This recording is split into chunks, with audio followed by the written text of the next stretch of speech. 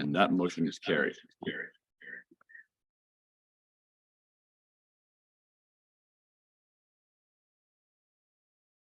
Okay.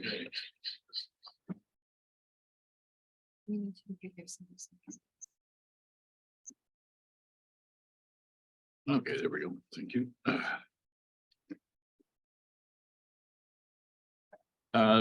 Madam Secretary, could you advise regarding the distribution of notification? Thank you, Mr. Chair. Notice of each of the application was sent by first-class mail to the respective owners and assessed persons within 120 meters, 500 meters, or 800 meters, and to those persons and agencies likely to have an interest in the application. The notices were sent at least 20 days prior to this morning's meeting. Included in each notice was an explanation of the purpose and effect of the application and a key map showing the location of the property. Other relevant information may also have been provided. These circulations were provided in accordance with the provisions of the Planning Act 1990. Thank you.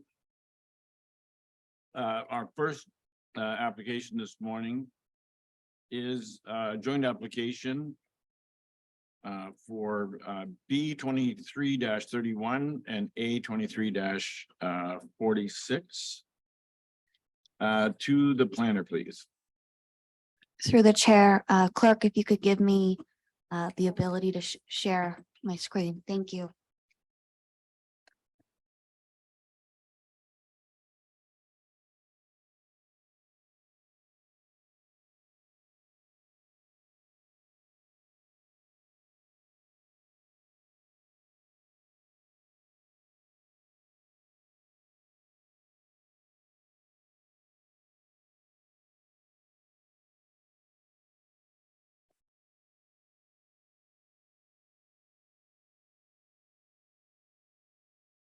Through the chair, the subject property has an area of 1,391 square meters and frontage of 30.5 meters onto Stewart Street.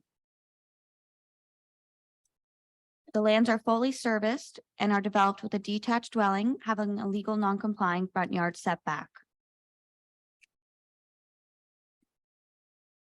With the exception of granite rock situated centrally to the property boundaries and close to the existing dwelling, the lands are characterized by a mixture of low-lying vegetation and mature trees. The rear half of the property is relatively flat, and the front half slopes gradually towards the road. 2 driveways and entrances have been established.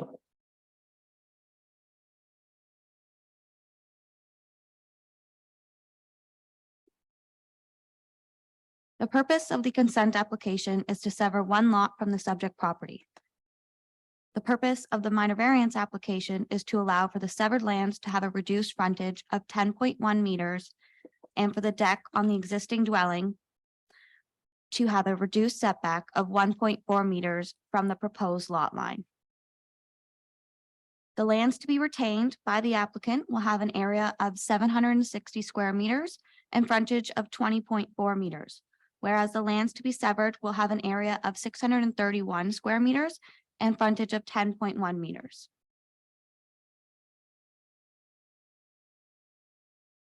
The legal description of the subject property identifies that it is made up of 2 registered lots within a plan of subdivision. However, back in the 1980s, the lots were in the same ownership as they are today, and the detached dwelling was built over the lot line. This application seeks to correct this issue. A site visit was conducted on September 27th, and staff have received comments from the District of Muskoka requesting that 2 conditions be added to the proposed consent, which were not included in the report published on the agenda. The conditions are that 1, the owner enter into an agreement with the district municipality of Muskoka relating to district servicing amongst other matters, and 2, that the owner makes appropriate payment to the District of Muskoka with respect to the MacTier Sanitary Sewage Works Improvement Project with respect to the severed lands.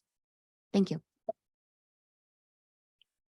Madam Secretary, has been any correspondence on this application? Yes, there has, Mr. Chair. One letter was received from Bell Canada stating they have no comments or concerns regarding this application. One letter was received from Hydro One stating they have no comments or concerns at this time. One letter was received, as Shania had said, from the District of Muskoka stating district staff would not be opposed to the approval, subject to the conditions that were mentioned. And there were 3 letters of objections were received from John Struthers, Al Woodward, and Ruth Metz. Thank you. Is the applicant present, and is there anything you wish to add to the planner's comments? No, just looking to build a primary residence. So the several land. Okay. Is there any member of the public that's either present or online that wishes to address this application? Yes, sir. If you would step forward to one of the microphones and identify yourself with your name and address for the record and give us your comments. There should be a little button on there that you can push the. At the front, the big silver button. No. We go. How's that? Good? Great. Yes, good morning, everyone. My name is Al Woodward, and I'm one of the individuals who have put in a letter of objection. My address, cottage address, is 367 Kilty Bay Road. If you are standing on my dock, the subject property is about 1 o'clock from me looking out on the water. Okay, I guess first thing, I'm not sure whether you are aware, but construction has already begun on this requested severed property. Okay, I'm not sure what's going on there. Point number 2, quite frankly, the last thing that we need on Lake Stewart is another Airbnb. The existing house that's there is used as an Airbnb, and I would refer you to Mr. John Struthers' letter of objection that actually lists the Airbnb advertisement. The Airbnb in question is or proposes that residents have full use of the town beach, the town parking, docks, et cetera, et cetera. And as in both my letter and in Mr. John Struthers' letter, it is well used. It is not uncommon to see individuals renting that short-term rental on the dock with their barbecues, partying at various times. It's not uncommon to see fireworks being let off from that residence. Guests invariably have other guests, and parking is very limited. And in fact, on the Airbnb advertisement, it says free parking in the driveway and on the street. So in view of what we're hearing about short-term rentals, which is a concern in both, well, I guess in all municipalities, but particularly Muskoka Lakes and Township of Georgian Bay, quite frankly, this presents a real problem. It's both my opinion and Mr. Struthers' opinion that the purpose of this severance is to build yet another Airbnb. The subject Airbnb is rented year-round. Okay, and again, if you look at that Airbnb advertisement that John Struthers has put the link in on his letter, you will see that it promotes snowmobiles or snowmobiling in winter, the use of the dock, et cetera, et cetera. And again, my main objection, as with Mr. John Struthers, is that the whole purpose of this is to erect another Airbnb and double the problems that we have. Also, dealing with the Airbnb situation, also, I note that in the application, this refers to a minor variance, okay? Minor variance in my book relates to maybe 1, 2 feet, maybe up to 5 feet. We're talking about 33 feet here. we're talking about a frontage of 33 feet. Now, I meant to bring a tape measure to actually indicate what 33 feet looks like, but that is extremely, extremely small for a front park. I'm not sure where a driveway is going to go. Okay. And again, I'm not sure what's going on with the existing construction that I witnessed as late as just last night at about 5 o'clock. So again, basically my objection is I see the purpose of this as building another unit for an Airbnb. And quite frankly, we have enough Airbnbs on Lake Stewart with all of the concerns of that. I'm sure everyone here is aware of the recent public meeting that was held and what has come out of that. And I think, you know, pretty much that pretty much sums up where I feel, and I agree with my neighbor, John Struthers. I would also add that I have owned the property, or the property has been in my family for about 70 years. Okay. I have been paying taxes personally, okay, on that property since I was 16. Okay. So I am well acquainted with Lake Stewart. I've seen a lot of changes. And quite frankly, I think if this application is approved, council or you are setting yourselves up for setting a precedent. Okay. There are a number of other lots just north of this, okay, that I would think would be very happy to sever their lots, and they would be able to sever their lots into 50 foot. Okay? And so what I might be looking at, if that happens in the future, is a whole row of townhouses going right up from the beach. And again, I think you should be very cautious of what precedent you might be setting here. And I think that pretty much sums up what I have to say. If you have any questions, by all means, please, I'm happy to answer. Okay, thank you very much for your comments. Very good, thank you. Is there any other member of the public that wishes to address this application? Yes, please come forward and give us your name and address for the record, please. Thank you. My name is Lisa Beaulieu, and I'm a resident on Stewart Lake. My address is 1037 Kilty Bay Road. Unlike Al, I cannot see the subject property from my property. I've been on the lake my entire life, and we won't say how many years that is. However, my concern, I pretty much mimic exactly what Al shared. I'd also like to put an environmental aspect to this discussion. The environmental aspect is, and I'm passionate about it, I'm a part of the lake's blue-green algae water testing. My husband and I are also a part of the phosphorus and E. coli water testing. We feel that having an additional property facing the lake, close to the lake, disrupts the shoreline. I realize that his property, or this subject property, is back behind a road, albeit the additional traffic that it creates and the use of the lake and the beach. It is a public beach, I understand that, so it is at free will. However, we also have a person here is profiting from having this Airbnb, therefore the additional impact to the beach and to the environment. As I said, I agree with what Al shared. I read John Struthers' email. I 100% agree with that too. We have to protect our environment, among the other items that Al shared. That's my opinion. Any questions?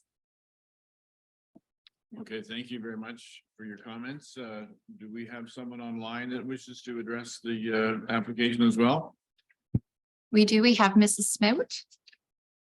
Okay, could you please identify yourself and your address for the record, please?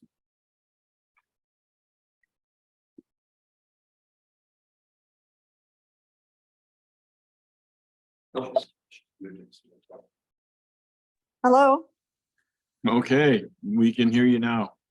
Please, Ed, and please begin by giving your full name and address for the record. My name is Dorothy Smout. My cottage address is 22 Stewart Street. So we are basically 2 doors away from the subject property. I agree with everything that's been said previously. We also have witnessed many people taking over the public beach on from the existing Airbnb situation. We witness constantly overcrowding, parking, excessive parking at the public beach overnight, even though it's signed that parking is not allowed. I also have concerns with the frontage that's proposed. It's not conducive to it doesn't fit in with the rest of the existing neighborhood. I would also like to know what the township, if they have any plans to adopt any sort of bylaw with respect to short-term rentals, because obviously it's become an issue. And without a bylaw, it's difficult to enforce.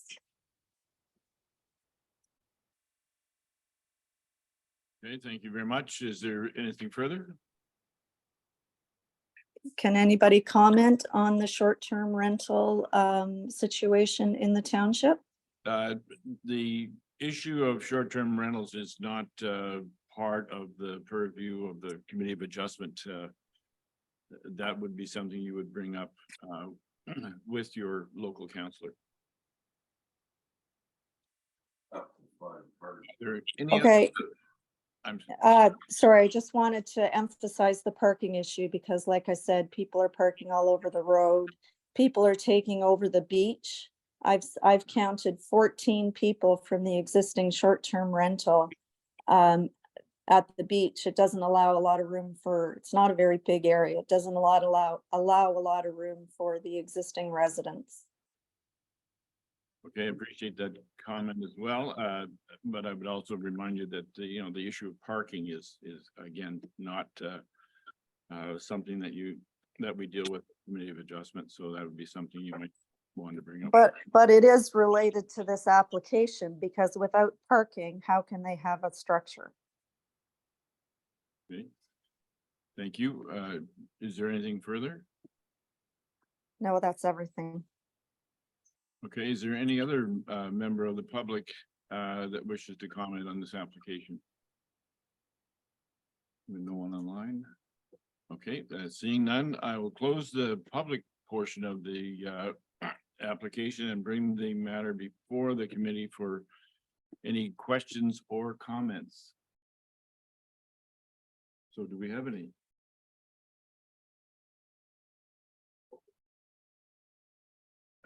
Any questions, Member Matthews? Thank you, Mr. Chair. And just a point of clarity, these essentially were 2 lots originally. They merged on title, probably unbeknownst to the owner, and now we're just correcting that change, essentially. Through the chair. The subdivision that the lot is part of was created back in the 1980s, and the legal description indicates that the subject property, municipally known as 36 Stewart Street, is actually 2 whole lots on this original plan of subdivision. However, I don't know the specifics of this, but essentially the dwelling was built over that previous lot line, likely because both the lots were in the same ownership and They thought they had lots of room. exactly. Are there 2 separate addresses? There's only one municipal address. Thank you.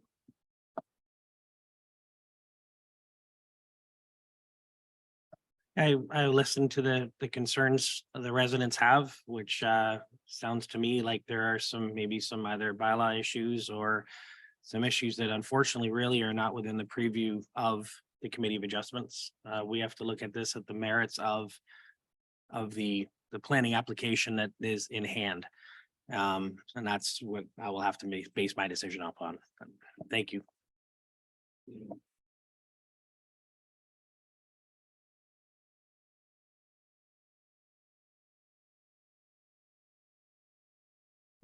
In response to the members' comment just now, that being the case, okay, what the Committee of Adjustment, it seems now is coming down to is the variance, okay, and the fact that the minor variance is not a minor variance, okay. The requirement is 50 feet, excuse me for going back to feet and inches, but is 50 feet. And what the applicant is looking for is adjusting that by about 15 feet, reducing that by 15 feet to 33 feet or 16 feet to 33 feet. And again, my opinion and a number of other opinions is that that is not a minor variance, that is significant. Okay, if the applicant wants to sever it, tear down the house and build to. Thank you very much. Okay, thank you. You had an additional comment, sir? Yes. Please come forward to the mic and turn it on.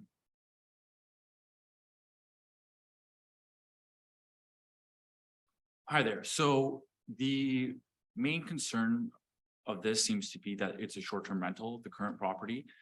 As of the new year, that will no longer be a short-term rental. It will be my primary residence. As to why in the previous years it was a short-term rental with the expenses of everything, and I thoroughly enjoyed coming up here, but I needed to supplement the income to be able to afford property. As to the severed land, my pure intentions are to build a single family dwelling and not a short-term rental. As to Al's concern regarding the frontage, the driveway has been installed, it has been permitted. The 33-foot span well allows for the driveway and room past that driveway. As for the current property overlapping the proposed severed land, typically, from my understanding, would have been great to create an easement. As I worked with the planning department, we came up with a solution that will, which is the minor variance, but to allow that property to be completely separate from the severed land by creating this minor variance of 33.5 feet for the driveway. But my intentions are not to build a Airbnb or a short-term rental. It is purely to build a house for myself. Okay, Primary residence.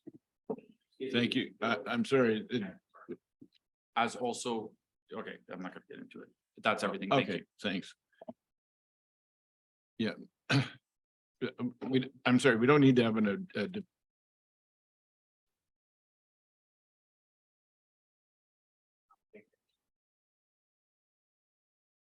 he's going to live in the existing house. Yeah. But he has also said that he's going to build the house for himself. So which is it? Well, I'm gonna need that house and stay while I build another house. Yeah. Okay. And what are you gonna do with that other house? My parents are looking to retire and they're gonna look for that. That's Okay, just so we're clear, the use of the property, is not germane to this decision, so I don't think we need to have more discussion on that. Just back to the committee, are there any further questions or comments? Yeah, thank you. Yes, member Predko. Shania, if you don't mind, I have a few questions. Could you please break out the consent application versus the minor variance?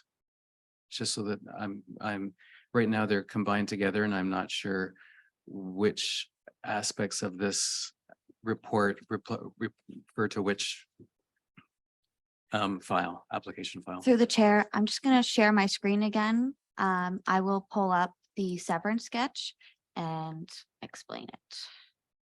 Right.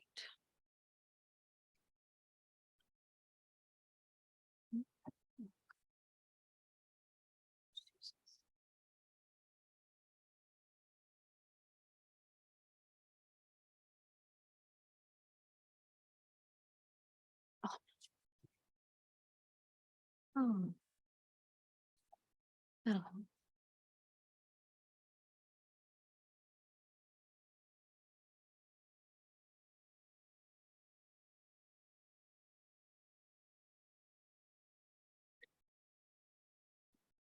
So the purpose of the consent is to sever the lands identified as severed land, lot 21, outlined in red. And the purpose of the minor variance application is to allow for a reduced setback for this front deck to the proposed lot line, as well as a reduced frontage for the severed lands. I do also want to bring to your attention that this was not the original proposal. The original proposal actually had a frontage of 15 meters as required under the R5 zone. However, it would have created a very irregular shaped lot and some wonky kind of lot fabric. So my professional opinion to the applicant was to go this route to avoid creating a lot fabric that was irregular in shape and, as I said, quite wonky and impractical. Okay, Thank you. thank you. I did figure those setbacks were probably what the source of the minor variance part of the application was. And I guess that leads me to my next question. So we have, setback issues on the existing dwelling, and we have a smaller frontage on the front side of the severed land. Has any analysis been done on what the building envelope may be on that new property? And I'm concerned if they, are trying to build on the front part of that property, they would be also looking for a future minor variance to be able to accommodate a dwelling that would have reduced setbacks. And I'm just concerned that, if we are approving this application, that we might be setting ourselves up for a future minor variance or a zoning application and questioning whether or not that's the best decision. Through the chair, I just want to clarify that the proposed setback of 2 meters to the dwelling wall actually complies with the R5 zone. It is simply the variance for the setback is necessary for the deck only, not the building. And in terms of developing the severed lands, the lot size is in accordance with the R5 zone. The side yard setbacks in that zone are 2 meters. So from the side lot lines. I believe the driveway that, as the applicant mentioned, was established through a permit ends essentially before, I don't know if any of you did a site visit, but there is a granite rock that is quite substantial that the driveway leads to in this area here. And my understanding with speaking to the applicant was that they're looking to build further back on the lot where it's more relatively flat beyond the granite rock. And based off of my analysis of the R5 zone requirements, setbacks can be achieved. Okay, thank you. And I think we need to get involved with the future development. Just want to make sure that we have an envelope that would be adequate for building. That was the purpose of my question. Very good. And then the last piece is that we're having outstanding archaeological review, but there's no conditions on the application for that to be approved by the planning department.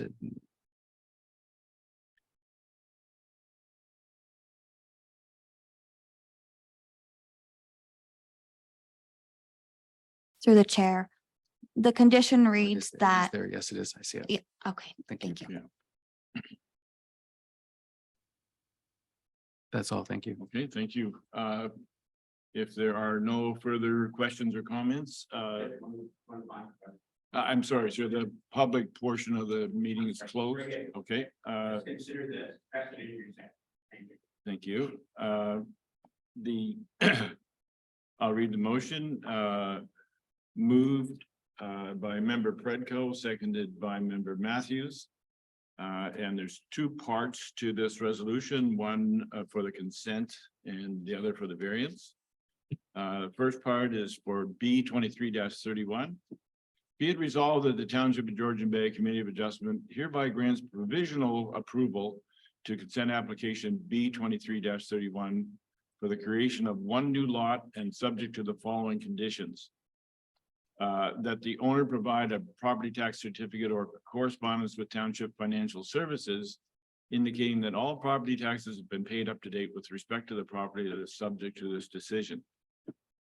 That a reference plan or survey be registered and completed in digital copy and a hard copy be filed with the Secretary Treasurer of the Committee of Adjustment, or an exemption from the reference plan be received by the registrar. A draft copy of the reference plan shall be provided to the Secretary Treasurer for review and approval prior to registration of the survey. That pursuant to section 53, subsection 42 of the Planning Act, the certificate of consent be affixed to the deed within 2 years of giving the date giving of the notice of decision. Note that section 5343 of the Planning Act requires that the transaction approved by this consent must be carried out within 2 years of the issuance of certificate. And that an archaeological assessment be completed by an archaeologist licensed in the province of Ontario and confirmed by the appropriate ministry to have accepted into the Ontario Public Registry of Archaeological Records, and that the recommendations of the archaeological assessment, if any, have been implemented to the satisfaction of the township. And the second part, which is to the variance A 23-46. Be it resolved that the Township of Georgian Bay Committee of Adjustment hereby approves minor variance application A 23-46. Excuse me, Mr. Chairman. Sorry to interrupt. My apologies. There were additional conditions to the consent that were added through the correspondence received from the District of Muskoka that would need to be read into the motion. Do you have those with you? I can read those, Mr. Chair, that the owner into an agreement with the District Municipality of Muskoka pursuant to section 5126 of the Planning Act, RSO 1990 as amended, relating to district servicing amongst other matters, and that the owner make appropriate payment to the District of Muskoka with respect to the MAC tier sanitary sewage works improvement project with respect to the severed lands. Okay, thank you. So that would be part of B 23-31. All right, so then moving on to A 23-46. Be it resolved, the Township of Georgian Bay Committee of Adjustment hereby approves minor variance application A 23-46 for the construction of an addition and subject to the following conditions. That the owner provide a property tax certificate or correspondence from Township Financial Services indicating that all property taxes have been paid up to date with respect to the property that's subject to this decision. And that this decision applies only to the detached dwelling as indicated in Schedule A attached to and forming part of this decision. Any other variances that may appear on the schedules are not listed in the written decision are not authorized. All those in favor, please signify by raising your hand. Thank you. The motion is carried and the application and consent are approved. Thank you. Our next application is A 23-41 for 134 Echo Bay Road. To the planner, please. Thank you, Mr. Chair. An application for a minor variance was received by the township on September 12th, 2023, as a result of a pre-application consultation with the planning department. Sorry, just 1 second. It's 44, yes. The actual application is, sorry, Mr. Chair, is A 23-44.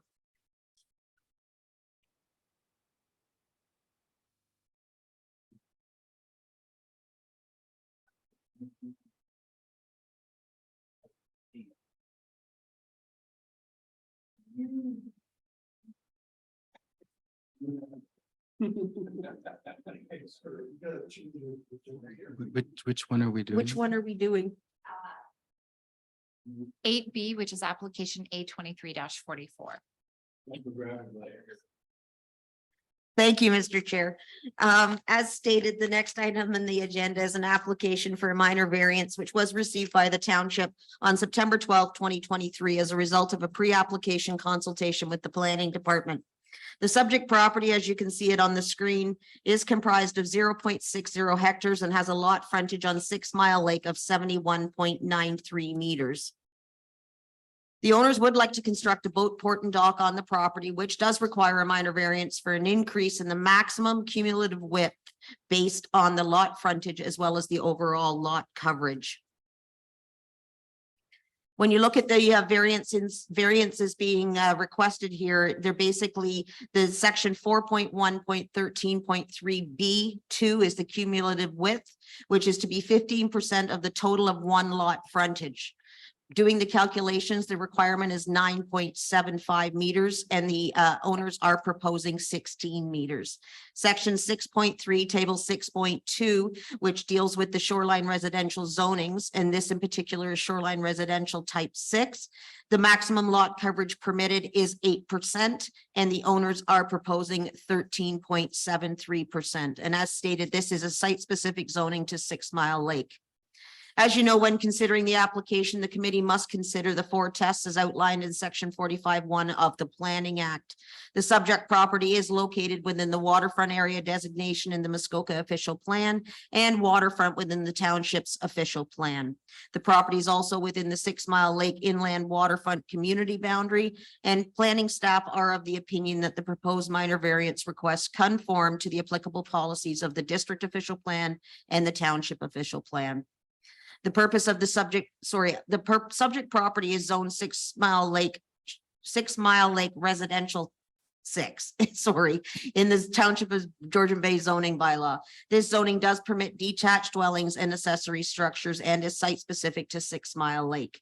Staff are of the opinion that the proposed minor variance request maintains the general intent and purpose of the zoning bylaw, therefore meeting test 2 of the minor variance tests.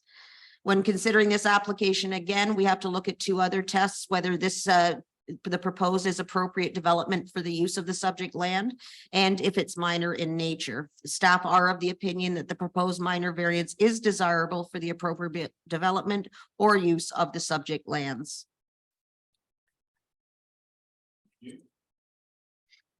Has there been any correspondence on this application?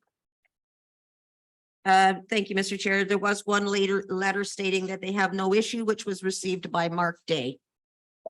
Okay, is the applicant present and do they wish to speak or add to what the planner has provided so far? Please come to the mic. Good morning. Identify yourself with the name and address. Good morning. My name is Victoria Hoffman. I'm here with Flow Drawings and Design Inc. Our address is 3 Violet Drive, Port Severn.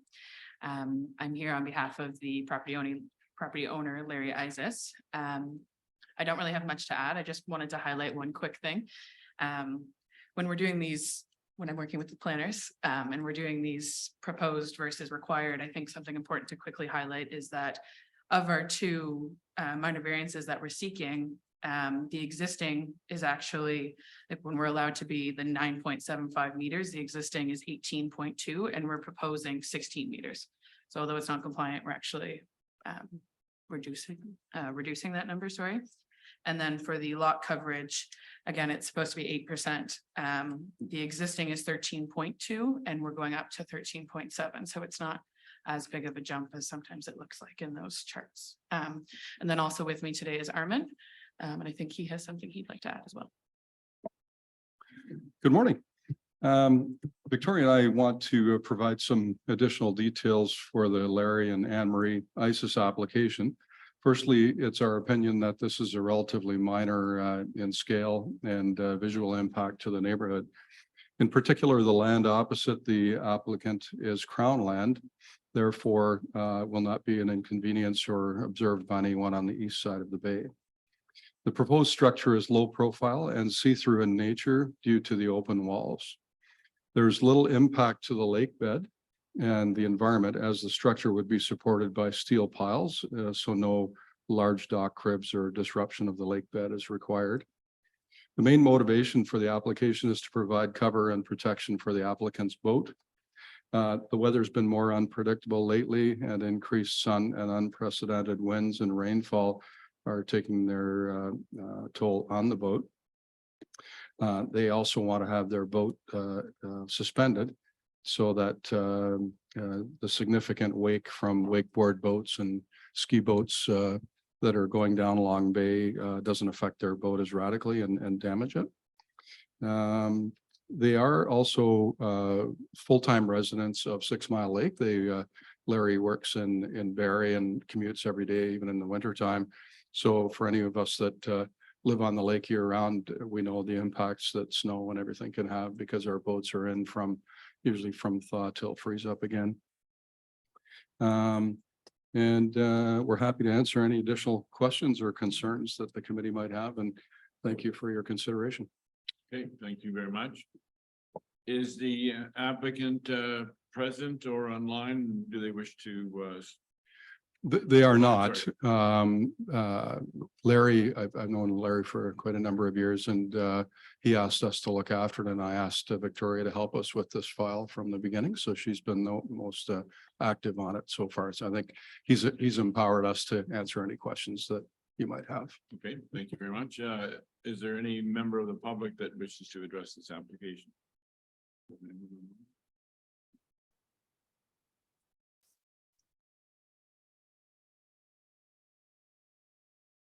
Okay. We have someone online.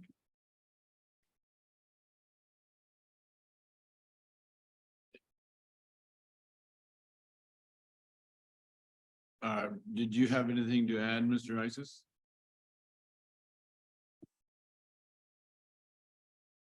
I don't see. Okay. I assume that he has delegated that responsibility to the two people that we have before us, so if he does come in, then we can bring him in later. All right. Sure, thank sure. you. I didn't hear any of the correspondence. Was Mr. Isis? Yeah, he's connected online, but Oh, I see. I wasn't he's aware. not responding, He's so muted. I'm assuming that he's leaving that to you and Thank you. Victoria. All right, so with that, I will close the public portion of the application and bring the matter before the committee for any questions or comments. And do we have any questions or comments? Member Franco? I'll just say that Victoria intuitively answered both of my questions. Okay. Thank you. It's on lot coverage and cumulative width. All right, and Member Matthews? Thank you, Mr. Chair. I guess obviously I'm not as bright as Mr. Predko, so I wondered if Ms. Hoffman could explain the frontage again. I didn't quite catch the numbers, because there is a big dock there and everything else. The whole thing doesn't seem to add up in my mind, so. Yep, so the existing wooden dock and then the existing metal dock, it's kind of a finger, so when you Yeah. take it across that frontage of the survey, it came up to 18.2 is the existing.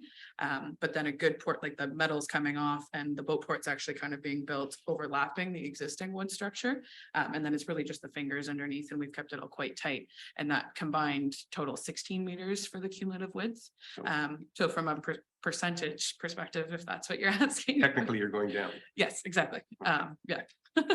And I have one other sidebar question, and I don't know if anybody here can answer. I noticed there was a massive solar panel up on the hill.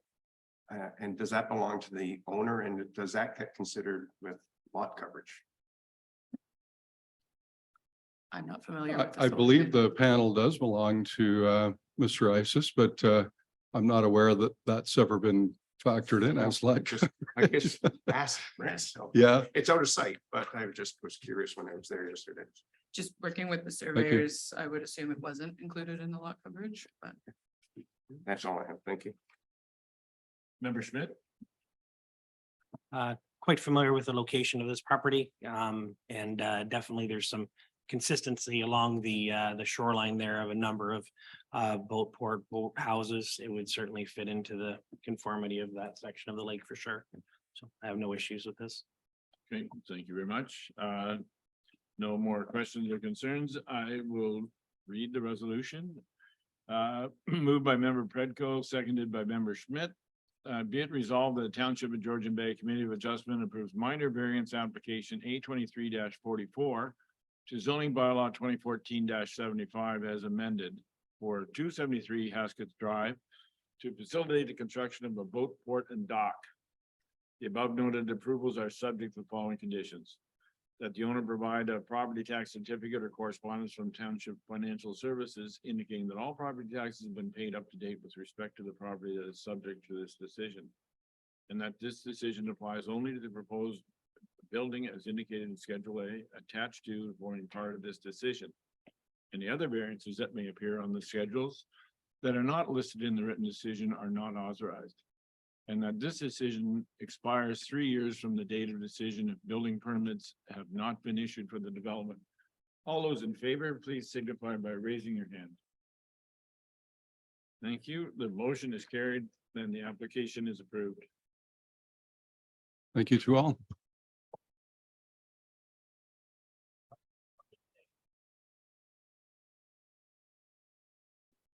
And our next application is going to be, it's a surprise, isn't it? Yeah. A 23-47 for 177 North Shore Road. To the planner, please. Thank you, Mr. Chair. As you'll see on the screen, is the location map for the subject property. A minor variance application was submitted to the township on September the 12th, 2023, as a result of a pre-application consultation that was provided to the applicant dated June 16th, 2023. The subject property does have an existing single-family dwelling with an attached garage and has a frontage on Georgian Bay of 91.44 meters with an area of 1.10 hectares. A scoped environmental impact study was completed and submitted with the minor variance application. As you can see on the screen, the property is within an area identified as Eastern Fox Snake Regulated Habitat.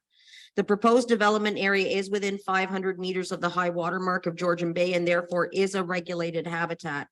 According to the scoped environmental impact study, the proposed development will avoid more critical open shoreline habitat and be restricted to less preferred forest habitat, which is adjacent to already disturbed areas. And as you can see in this picture here, this is what is where the area is that's being proposed.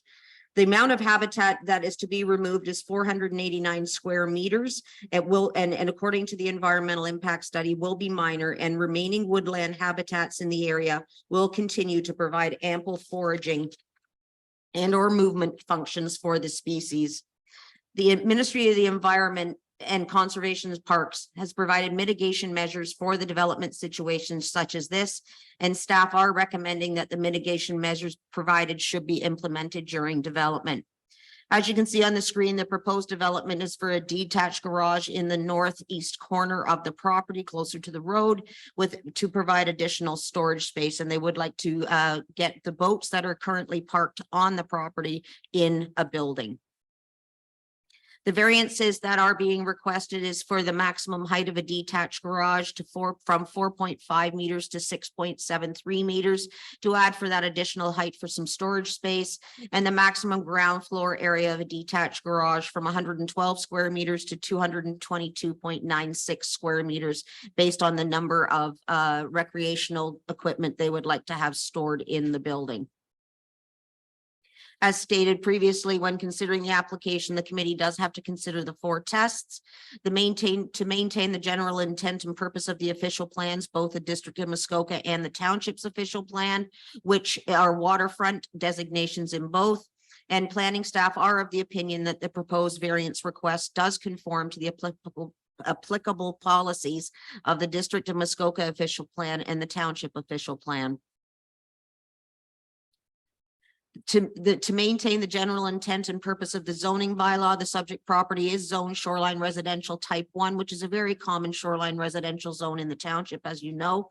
And this zone does provide for detached dwellings and accessory structures.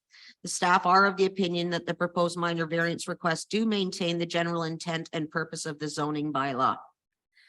the appropriate development and use of the land and the structure, and it has to be minor in nature, and the test does refer to the appropriateness of the development, given the existing conditions of the property and keeping in the general, the general development type of the community. Staff are of the opinion that the proposed minor variance is desirable for the appropriate development or use of the subject lands.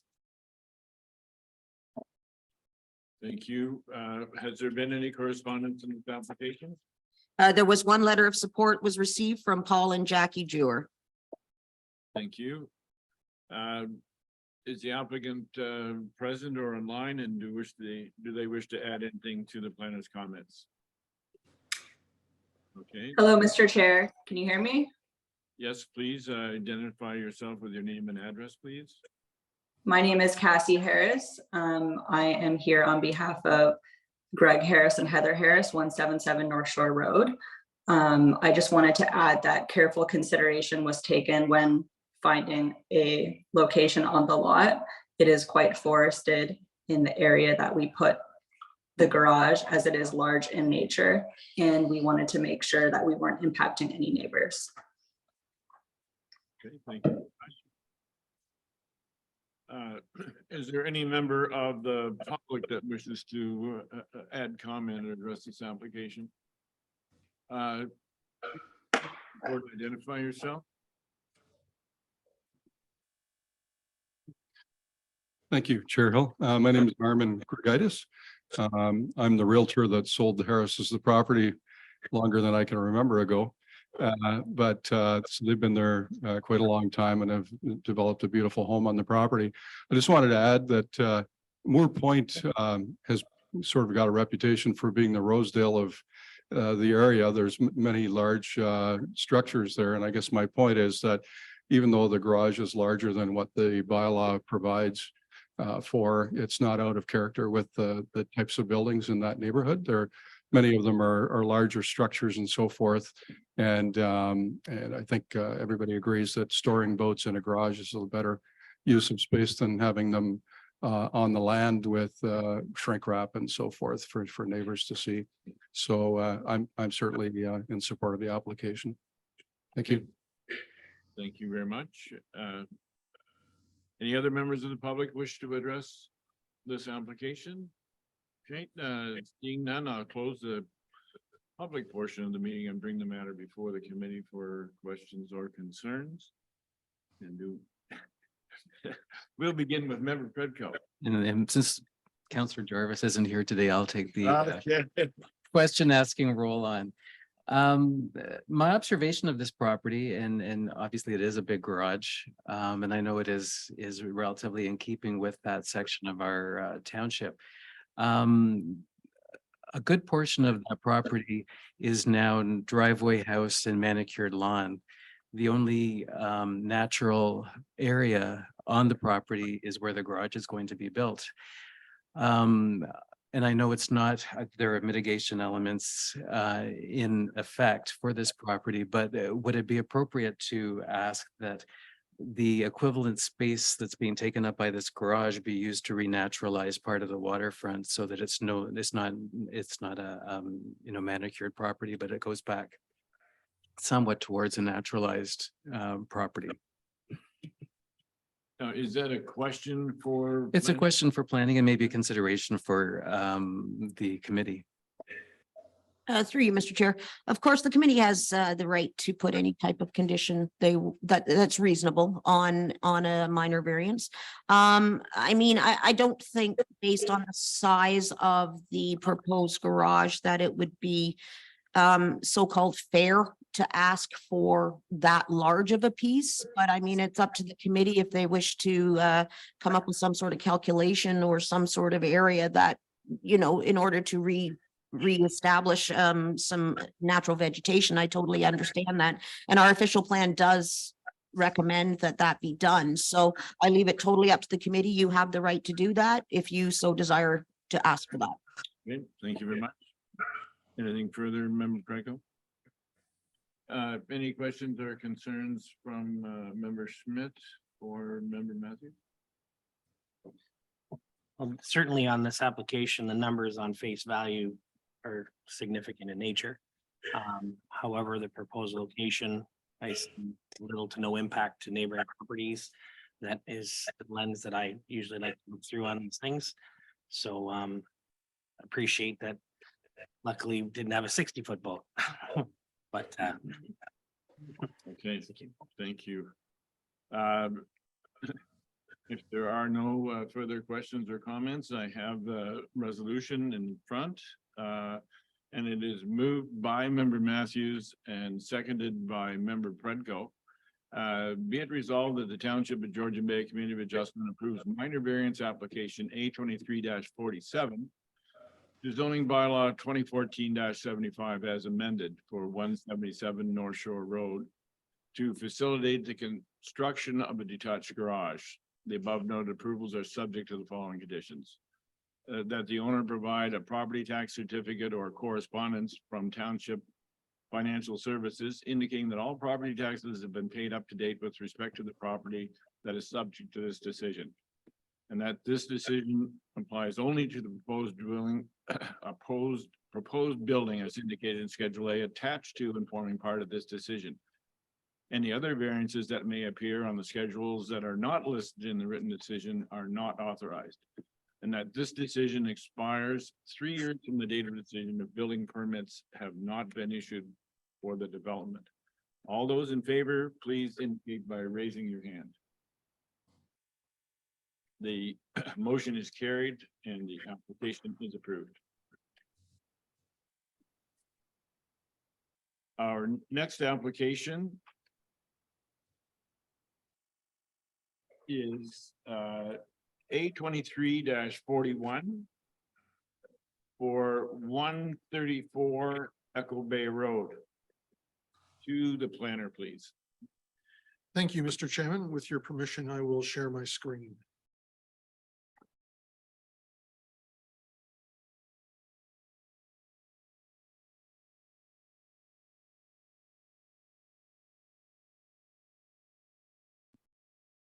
Mr. Chairman, members of the committee, members, everyone in attendance, both online and here in the gallery. My name is Jeff Kratke. I'm a registered professional planner employed by the township on behalf of the township reviewing application A2341 at 134 Echo Bay Road, submitted by Thomas Wright, where the agent is Sabas Veridas, who is also a registered professional planner.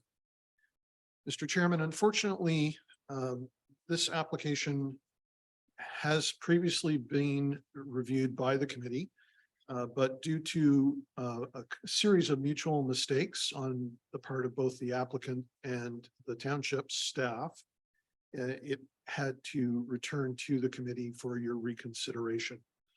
The subject lands are located on 6 Mile Lake on Echo Bay Road as shown on the key map.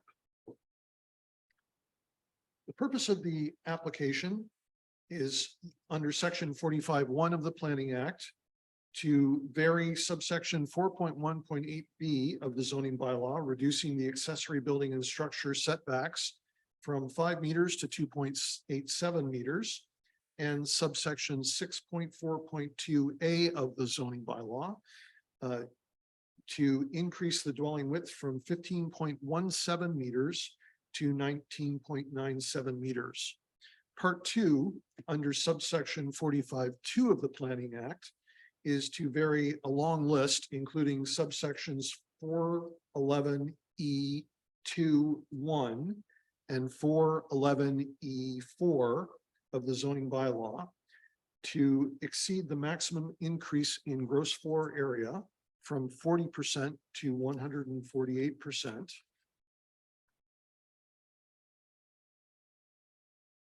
To do a notwithstanding subsection 411E5 of the zoning bylaw, that a variance of subsection 6.4.2a of the zoning bylaw regarding the dwelling width may be granted.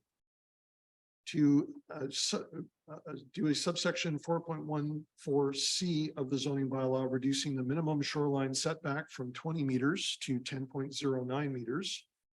To vary subsection 4.30A1, decreasing the legal non-conforming shoreline activity area from 44.38% to 37.75%, which continues to exceed the maximum 25% in the zoning bylaw.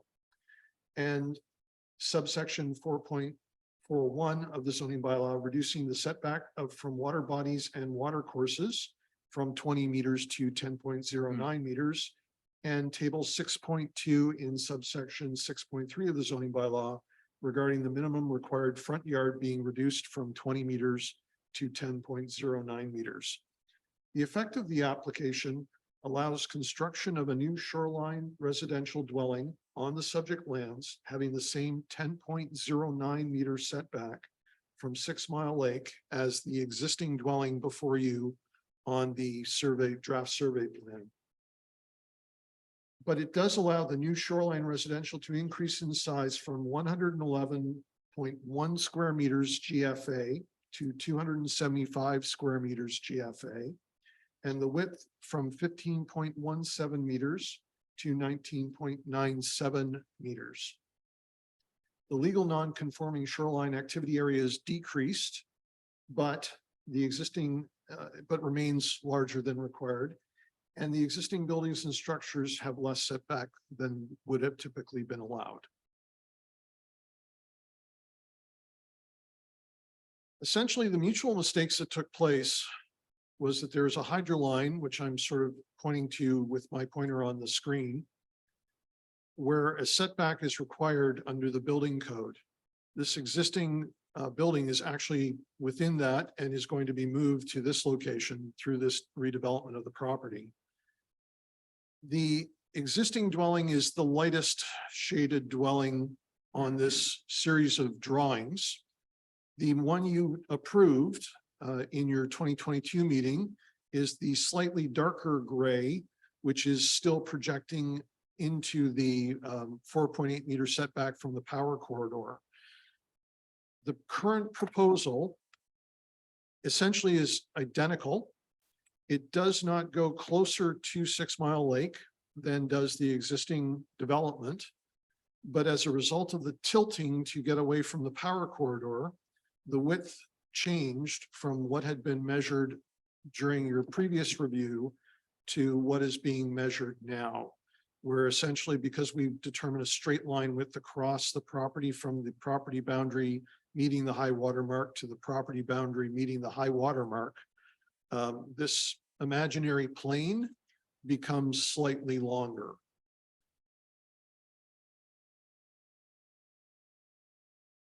The PPS and the District of Muskoka official plan deal with hazardous lands. The proposed development is outside of the hazardous lands that are identified in the area. The natural constraints that were identified in the area, again, the deer wintering yards are not impacted in any way, shape, or form by this development. And the nearest type 1 fish habitat is more than 155 meters away.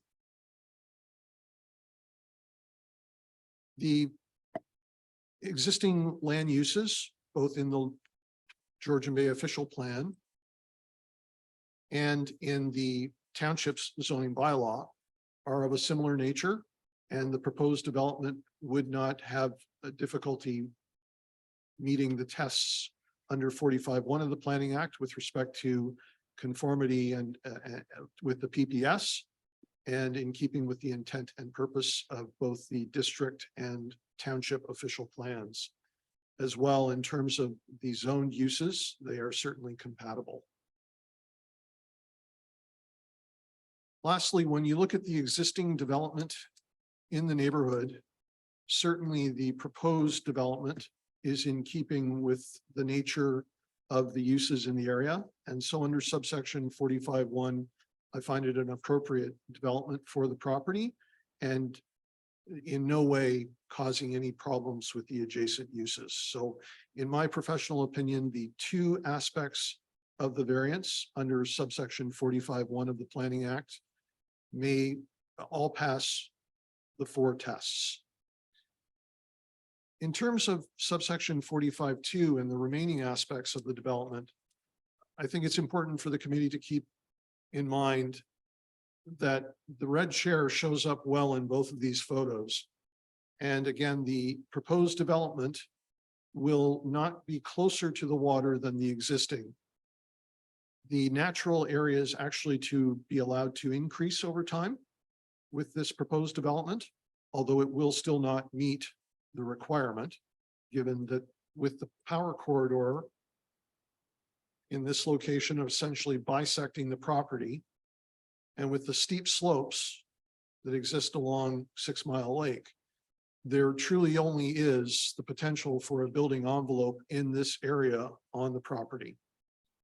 So in my opinion, under subsection 45(2) of the Planning Act, the committee is quite properly able to vary this under 45(2). Thank you. Thank you very much. Has there been any correspondence in this application? Thank you, Mr. Chair. There are 2 letters of support were received, one from Jim and Rhonda Locke and one from Sandra and John Rycraft. Thank you. Is the applicant present, and do they wish to add comments to what the planners provided? Applicant online?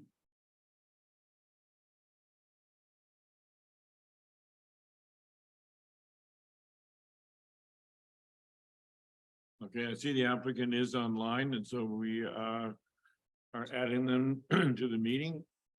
Is there any additional comment that you wish to add to what the planning department has provided so far?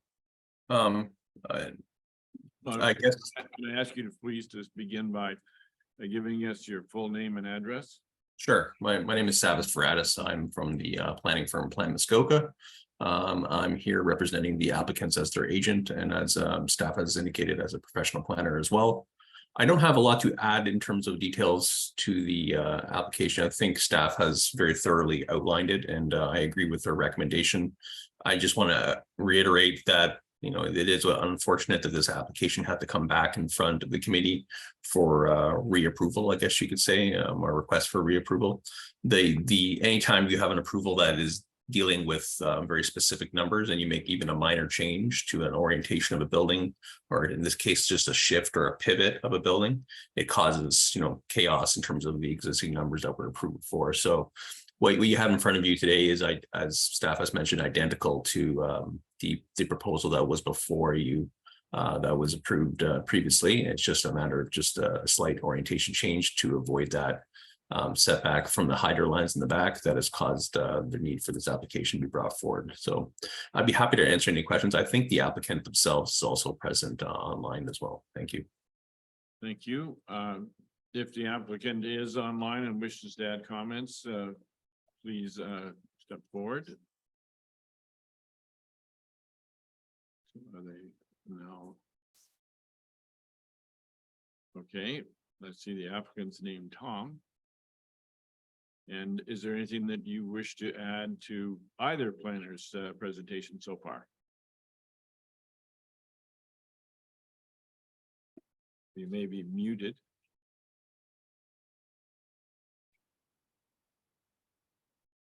Okay, I will take that unless you can find the mute button and unmute yourself. I will assume you. Oh, we are now unmuted. So, I am indeed. I just saw the button. Sorry about that. I really don't have too much to add. The planners have explained the situation quite well. I'd reinforce the fact that the building we plan to put up is smaller than what's allowed. Lot coverage is less than what is allowed. And if one is to take a look at the entire lot, our 40-year stewardship of the lands has kept virtually all of the land in a natural state, and we will continue to do so even after the new structure is in place. okay, thank you very much for that. Is there any member of the public, either present or online, that wishes to add to comment to this application? Okay, seeing none, I will close the public portion of the meeting and bring the application before the committee for any questions or comments. And Member Predko, I can tell right away that you've got a question. Sure, I'll go first again. Jeff, I'm wondering if you wouldn't mind resharing your screen in slide 10. And it's really a question about the proposal for a patio as opposed to a deck. And I know the deck would be encroaching on the waterfront, but I'm just wondering how, and I'm not sure if you have an answer, or if this is something that the agent or owner could answer, is how a deck would actually be able to work. So as you can see, there's the patio that's in front of the cottage in the buffer zone within 20 meters. But if you go to the photo, I think it's your slide number 10. When you had it up just a minute ago. So that's what the current deck looks like in the elevation. I'm not sure how a patio for a realigned cottage would be built in such a way that it would provide a flat surface. And I don't know if this is a comment that you can provide, or if it's something that maybe the agent or owner can comment on what they're intending to do. Otherwise, they are in that front encroachment if they have a deck. Through you, Mr. Chair, I will defer to the agent. Okay. Sure, through you, Mr. Chair, I believe that, you know, I'm gonna also defer to the applicant, but in my opinion, I believe it's probably coming off of the lower level of the structure. In order to make that work, you are correct. It does look like when it's raised up that high that it would be difficult to put it on a flat surface. But I guess I would defer to the applicant. They would know their design better than I would. Yes, I can perhaps try and explain it. The proposed idea of having a patio there would be at the level of the granite there you see under the deck. It would conform to the landscape as much as possible. The drawing shows it as a complete rectangle. It would actually be shaped to fit with the terrain as much as possible, but at a lower level. Okay, so I guess the concept of the patio at this point is somewhat exploratory. You don't have a firm design, but you want to allow a spot. Now, just a question for planning, you know, if the patio that's being discussed is built at ground level, would that affect this application? That I would expect there's no approval required if it's basically a ground-based patio. Through you, Mr. Chair, I would have to double check in terms of patio projection, but my recollection is that I did very closely scrutinize this application to ensure that it could go forward. In terms of a deck projection into the front yard, the maximum is 4 meters. And so if it were found during their development process as they actually entered construction, that they needed to change the design from a patio to a deck, given the topography of the land. As long as they were 4 meters or less in the projection, they would meet the bylaw and not require a further variance. But certainly if they sought a larger deck, that would be new proposed development, which would require a further application under the Planning Act. And again, that would be a new proposal that would not have been considered by this committee in 2022 or today. Okay, that's understood. And just for clarification on that, Mr. Kratky, if that patio is at ground level, is there any need for approval of that? Is it? Yeah. Again, Mr. Chairman, I can't recall exactly that point, but I do recall scrutinizing this application in great detail to ensure it does not need to return a third time to your committee without substantive changes made by the applicant. Okay. And how are you with that, Mr. That's fine. I do not think that you need to have a building permit for a patio. I'm just wondering about the practicality, but if they can still be able to build a deck, if that's not practical and feasible for a 4 meter width, that's fine. Anything further? Okay, any questions or comments,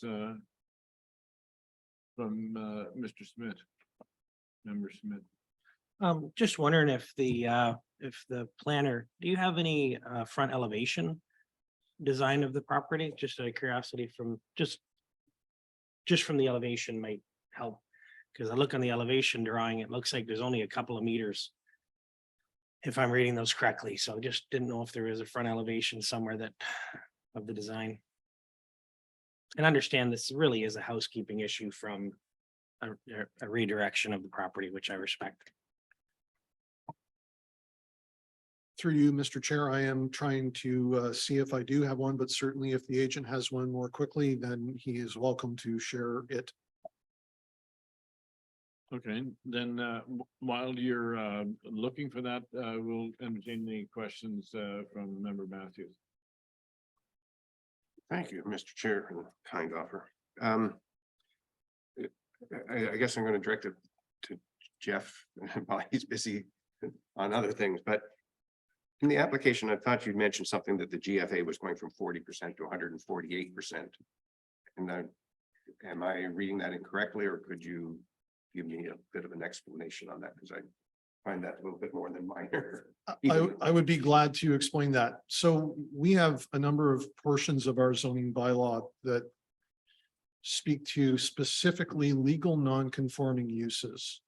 And in the case of our bylaw, it was written at a time prior to some very key court decisions when planning was actively trying to limit the ability of legal non-conforming uses and structures to continue to exist, to be enjoyed, to expand, etc. Since that time, there have been decisions at courts that have made it clear that that is not appropriate. And so while we must still vary our bylaw, we would find it very difficult to challenge the applicant's continued enjoyment of their legal non-conforming use on that basis.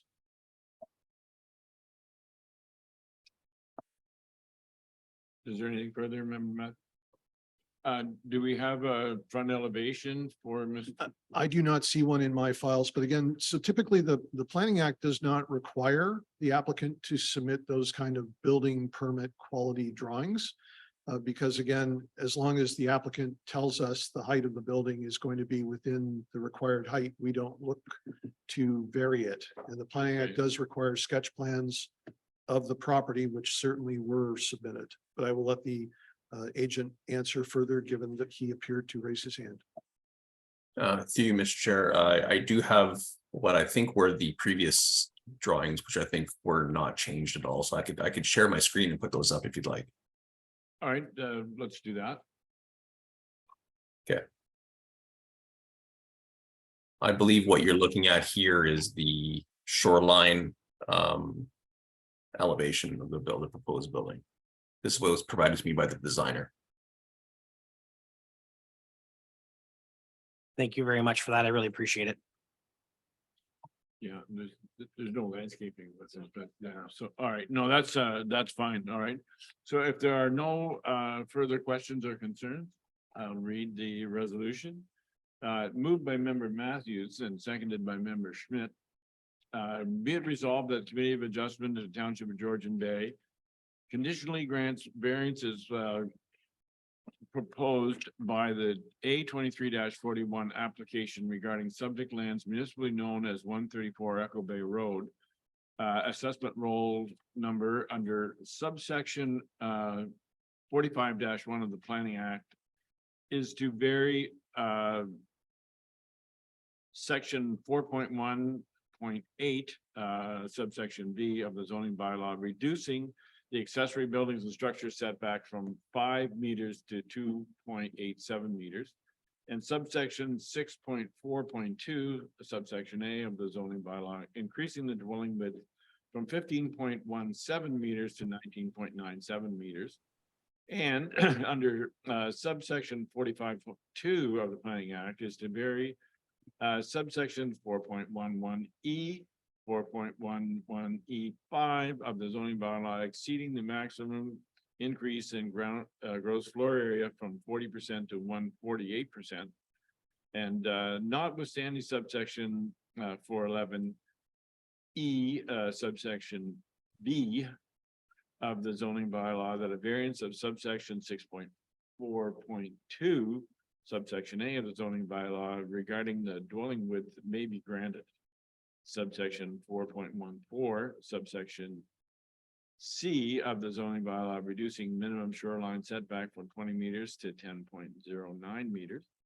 Subsection 4.30 subsection I decreases the legal non-conforming shoreline activity area from 44.38% to 37.75%, continuing to exceed the maximum 25% of the natural state shoreline area. And subsection 4.41 of the zoning bylaw reducing the setback from water bodies and water courses is reduced from 20 meters to 10.09 meters. And table 6.2 of subsection 6.3 of the zoning bylaw regarding minimum required front yard setback is reduced from 20 meters to 10.09 meters. And conditions of approval are that the owner provide a property tax certificate or correspondence from Township Financial Service indicating that all property taxes are paid up to date regarding the subject lands. And that this decision applies only to the proposed development shown on attachments 1 to 3 of the Development Services Report regarding A 23-41 application being complete within 3 years from the date of submission. All those in favor, please signify by raising your hand. Thank you. The motion is carried. The application is approved. And finally, I have a final resolution from member Predco, seconded by member Matthews. Be it resolved that the Township of Georgian Bay Committee of Adjustment does now adjourn at 11:25 a.m.